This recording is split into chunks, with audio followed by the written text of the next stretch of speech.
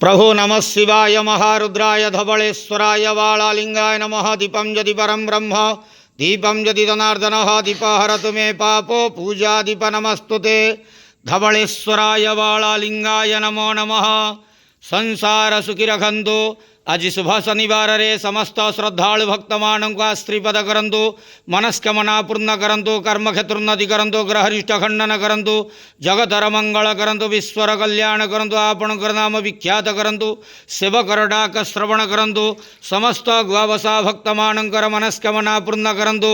जो जो भक्त माने आपणक पाखरे मानसिक रखिजंती तांक मानसिक पूर्ण करंतु। धवलेश्वराय वालालिंगाय नमो नमः। संसार सुखी रखंतु आनंद के वार। हरि बोलो। आज शुभ शनिवार रे समस्त श्रद्धालु भक्त मानकु आश्रीपद करंतु आनंद के वार। हरि बोलो। धवलेश्वराय वालालिंगाय नमो नमः।